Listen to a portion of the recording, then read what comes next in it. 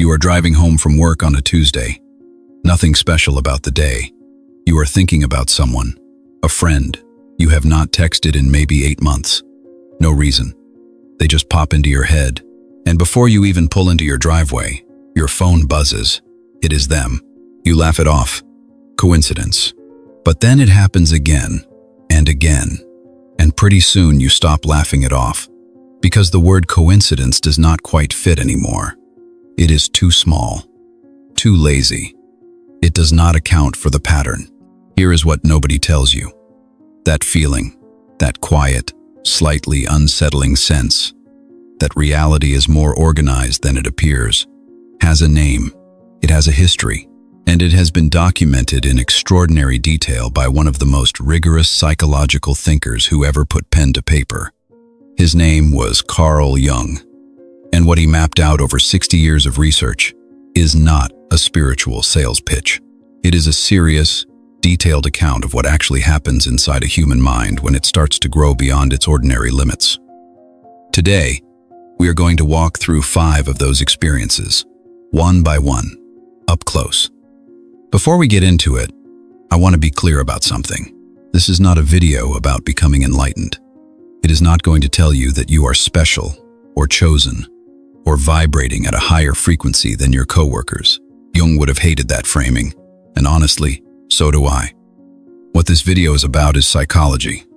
Specifically, it is about a set of experiences that show up reliably and consistently in people who are going through a particular kind of inner development.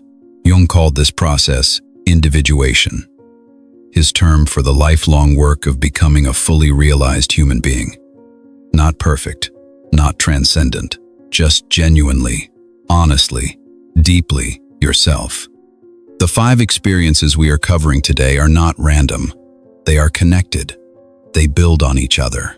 And if you have been having any of them, especially if you have been having them quietly, without any real language for what is going on, my hope is that by the end of this video, you will have a framework that helps it make sense. Let's start with the one that most people have experienced, but almost no one understands correctly. Carl Jung coined the word synchronicity in the mid-20th century. If you have heard the word before, you probably think you know what it means. A meaningful coincidence. 2 things happening at the same time that feel connected, even though there is no obvious cause linking them. That definition is not wrong, but it is like describing the ocean as wet, technically accurate, completely missing the point.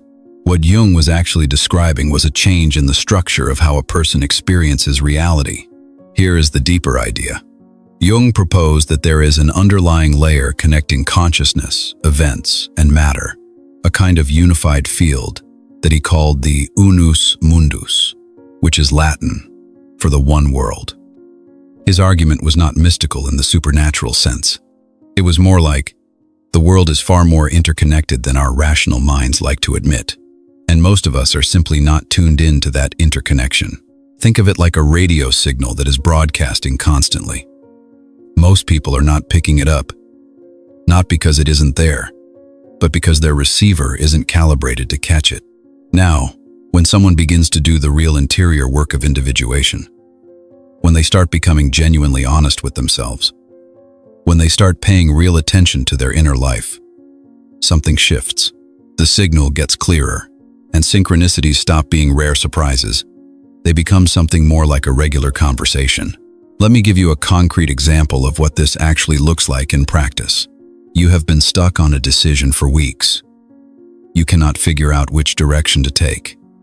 One afternoon you go for a walk, just to clear your head, and you pass 2 strangers having a conversation on the sidewalk. You catch maybe 4 seconds of what they are saying. But those 4 seconds answer the exact question you have been sitting with. Or you pick up a novel, just for entertainment. Nothing serious. And a character says something that dismantles a belief you have been carrying since you were a teenager. A belief you did not even know was shaping your decisions. Or you were stuck in traffic, running 20 minutes late, genuinely irritated, and a billboard catches your eye, and the message on it is so specific to your situation that for a second, you genuinely wonder if someone put it there for you personally. The first time something like that happens, you shrug. The 10th time, you pay attention. By the 100th time, you have stopped asking whether it is a coincidence, because it no longer feels like one. Now, Jung was very careful here. He was not saying the universe is staging performances for your benefit. He was not saying the billboard was literally placed there for you. What he was saying is this: consciousness and the external world are more deeply linked than ordinary thinking allows. And when your inner life reaches a certain level of depth and honesty, that linkage becomes perceptible in ways it simply wasn't before. There is one more thing worth saying about synchronicity, and it is practical. These experiences tend to cluster when you are living in alignment with what Jung called the self. Capital S. Your deepest, most authentic nature. When you are performing a version of yourself for other people, when you are numb or suppressing what you genuinely feel, when fear is running the show, the synchronicities go quiet. When you are honest, when you are paying attention, when you are close to what actually matters to you, they come flooding back. It is like a compass you did not know you were carrying. And once you start using it, it is very hard to go back to wandering without one. This is the experience that most confuses the people around you. And if you are having it, you probably already know what I mean. Jung identified a capacity he called the transcendent function. It sounds lofty, but the actual description is almost mundane. It is the psychological ability to hold two opposing truths at the same time without needing to collapse them into one. Before this capacity develops, the human mind runs almost entirely on what you could call either-or logic. You are either optimistic or you are realistic. You are either a spiritual person or a rational one. You either trust someone or you don't. You either stay in the relationship or you leave. Life presents itself as a series of binary choices, and we navigate by picking a side and then defending it. That is the default operating mode for most people. And it is also the engine behind most human conflict, from arguments between friends, all the way up to wars between nations. My side or yours, my truth or yours, my group or yours. But here's what shifts in a person who is genuinely developing psychologically. They start to develop the ability to hold opposing things in tension, to sit inside the contradiction without immediately needing to resolve it. And what Jung observed is that when you can do that, something new emerges. Not a compromise, not a split the difference answer, something genuinely new. A third thing that could not have arrived without the tension. Let me make this concrete, because it sounds abstract until you see it in action. Think about grief. Real grief is brutal partly because the grieving mind is in a constant internal conflict. On one level, there is the raw pain of the loss. On another level, there might be relief, or a complicated gratitude, or even moments of unexpected peace. And the ordinary mind cannot handle both of those at the same time. It tries to pick one. Either I am devastated, or I am at peace. Either I am angry, or I am grateful. The person who has developed the transcendent function does not have to pick. They can feel both, fully, simultaneously, without one canceling out the other. And that does not make them more confused. It makes them more whole. In everyday life, this shows up in ways people around you find genuinely puzzling. You can commit deeply to a position while staying genuinely open to being wrong about it. You can love someone clearly and also see their flaws clearly, and neither one undermines the other. You can advocate strongly for something while holding real respect for the opposing view. From the outside, this looks like inconsistency.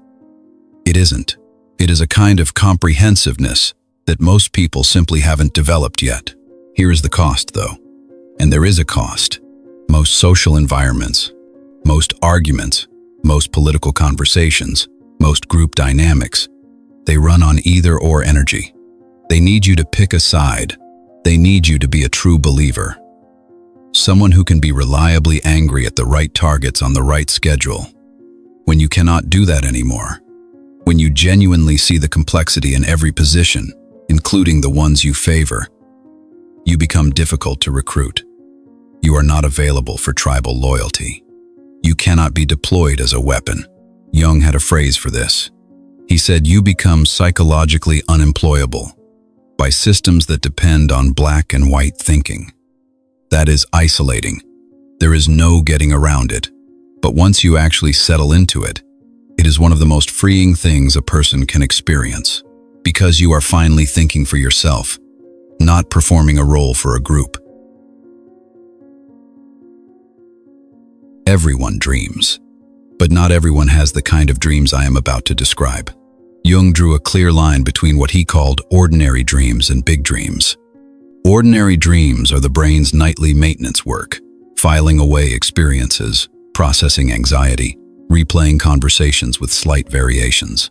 They might carry meaning if you work with them carefully, but they are still in the range of ordinary experience.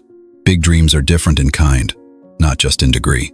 A big dream has a quality of reality to it that hits you the moment you wake up. You do not forget it the way you forget a normal dream. You carry it around for days, sometimes for years. The visual quality is different, more vivid, more saturated. The atmosphere has a weight to it. And there is a sense of significance that is not something you choose to feel. It is simply undeniable. Like something important happened, and you were there for it. Jung documented his own big dreams in remarkable detail across his career. He described being instructed by them, transformed by them. He insisted they were not just symbols to be decoded from a safe analytical distance. They were actual encounters with what he called the deeper layers of the psyche, layers that hold not just your personal history and your personal wounds, but something older and larger. This is where Jung's concept of the collective unconscious becomes directly relevant. His argument was this: beneath the personal unconscious, the layer that holds your memories, your repressed emotions, your individual story, there is a deeper layer. And this layer is not personal at all. It is shared. It is structurally the same in every human being, regardless of culture, era, or geography. This layer contains the fundamental patterns of human experience: the hero, the shadow, the wise elder, the trickster, the great mother, the lover. Jung called these patterns archetypes, not metaphors, but actual structural features of the human psyche, the way certain circuits are built into every human brain. When someone is going through genuine psychological development, they begin to access this deeper layer in their dreams. They encounter figures and landscapes that do not belong to their personal history. They go through symbolic deaths and rebirths that feel absolutely real. They receive, and this is the part that is hard to explain rationally, information that they could not have constructed from their own conscious experience. And then there is the phenomenon of prophetic dreaming. Jung documented this carefully, and he was honest about how strange it sounds from the outside. Some people, at a certain stage of development, begin dreaming events before they happen, not symbolically, literally. A specific conversation, word for word, a phone call with a specific piece of information, a crisis that unfolds almost exactly as it appeared in a dream weeks earlier. Jung's explanation was rooted in his concept of the unus mundus, that underlying unified field. His thinking went like this: if time is not as strictly linear as our everyday experience suggests, and theoretical physics has been pushing in that direction for over a century, then it is not entirely unreasonable to think that a sufficiently developed consciousness, in the relaxed, receptive state of deep sleep, might be able to perceive events that have not yet arrived in ordinary clock time. The challenge with this experience is obvious. You cannot share it without risking serious social cost. People who have not experienced it have no framework for it, and people who have experienced it tend to stay quiet. For exactly that reason, Jung acknowledged this openly. He called it one of the specific loneliness of the awakening process, that your inner life grows richer and more significant than the outer lives of most of the people around you. And that gap is real, and it is not always comfortable. This is the hardest of the 5 to put into words. but it might also be the most consequential. Jung described something he called the ego-self axis.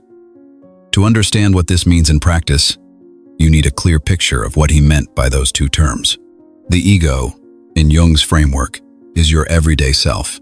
It is the you that has a name, a face in the mirror, a personal history, a set of preferences, a list of things you are afraid of, and a fairly consistent story about who you are and why. The ego is not the enemy.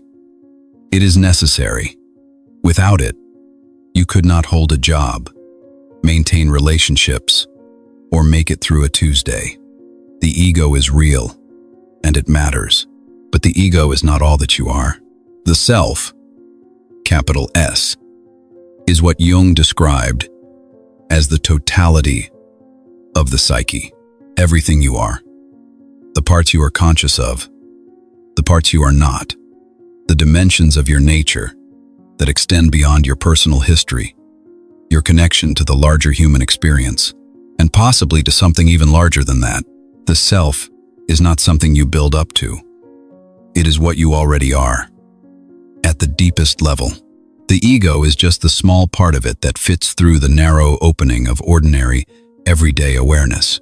For most people, the ego operates as if it is the whole show. It is the CEO, the final word. Most people's entire experience of being a person is just the ego doing its thing, completely unaware that it is more like a drop of water than an ocean. The awakening that Jung described is the moment when the ego first becomes aware that it is not the largest thing in the room. Here is what that feels like in practice. You are in the middle of a tense conversation.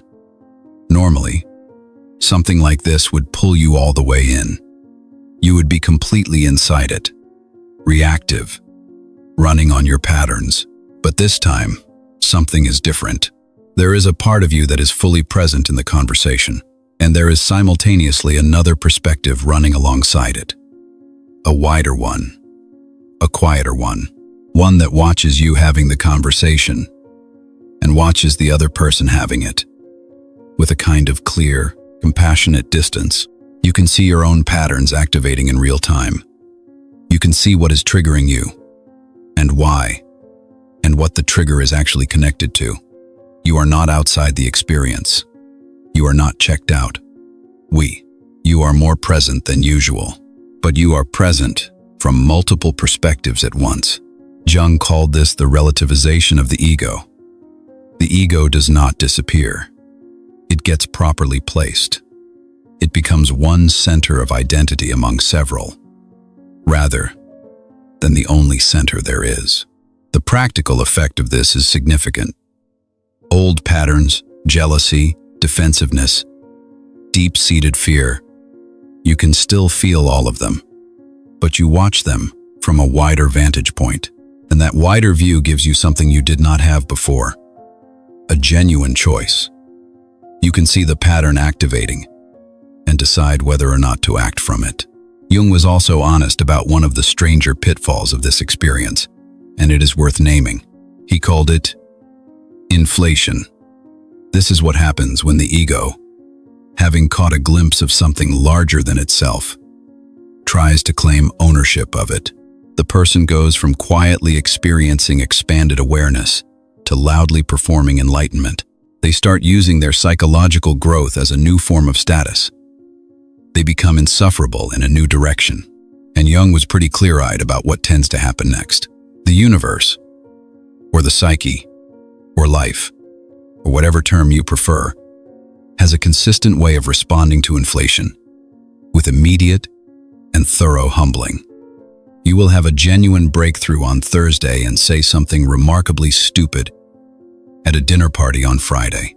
You will feel completely free of an old pattern and then enact it more embarrassingly than ever in your most important relationship. This is not failure. This is the system working exactly as it should. The self does not stay captured by the ego for long. This is the one that sounds the strangest and hits the deepest. Jung spent a major portion of his career studying mythology, not as fairy tales or outdated thinking, but as the most direct surviving evidence of universal patterns built into the structure of human experience.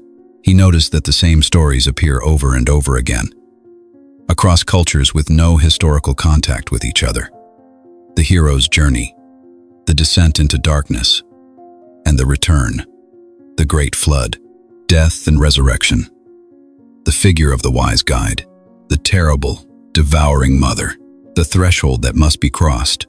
These are not coincidences of parallel invention. In Jung's view, they are the psyche describing itself, in symbolic form, across every civilization that has ever tried to make sense of being human. Here is what this means in practice. For someone going through genuine development, something significant falls apart in your life. A career, a relationship, a version of yourself you had been maintaining for years. The ordinary interpretation is that this is bad luck, or consequences, or the random cruelty of life. And that interpretation is not wrong. But the awakened perspective adds a layer to it. You begin to recognize that what is happening specifically to you is also an instance of something universal. You are not just losing a job. You are going through the archetypal experience of loss that strips false identity down to the bone so that something real can grow back. You are not just going through a painful ending. You are enacting the death and rebirth pattern that appears in every serious mythology the human species has ever produced. This does not make the pain less real. It places the pain in a context large enough to actually hold it. Jung called this living mythologically, and he was careful to say that it is not a choice in the sense of deciding to interpret your life symbolically. It is an experience. When the development is real, you simply start to perceive the mythological layer of your own life, the way those old 3D images work. Once your eyes learn how to see it, you cannot unsee it. There is also a specific phenomenon that comes with this, that Jung called archetypal possession, when one of the universal patterns temporarily takes the wheel in a person's behavior. You have seen this in people you know, even if you did not have the name for it. The person who, after a loss, suddenly becomes a reckless risk-taker, quitting everything, burning it all down, chasing something undefined. The hero archetype, running hot, the person who becomes controlling and withholding after a significant disappointment. The shadow side of the protective mother pattern, the person who reads 3 books on a subject and becomes insufferable about it. A mild inflation of the wise elder archetype. Most people are not aware when this is happening to them. The developing person starts catching it. In others, yes, but more importantly, in themselves. You can be in the middle of a heated argument with someone you love and suddenly see that it is not just 2 people in a fight. It is 2 ancient forces, 2 patterns that have been in tension since the first human beings tried to share space and power, playing out through you and through them. And that recognition does not end the argument, but it changes the texture of it. It becomes possible to have the conflict without fully losing yourself inside it. If any of this resonates with something you are actually living right now, here is what Jung would have said to do with it. Take it seriously, but do not make it your identity. These experiences are not achievements to be displayed. They are information to be integrated. The goal is not to become someone who talks constantly about their synchronicities and their expanded consciousness. The goal is to become someone who lives from the deeper knowledge these experiences provide. Expect the process to be slow and messy. Jung did not describe awakening as a single dramatic moment. He described it as an ongoing process, full of regression, humbling, and shadow, that gradually builds a mind capable of holding more of your own reality, more of the reality you share with every other person who has ever lived. And understand why this matters beyond the personal. Jung lived through 2 world wars.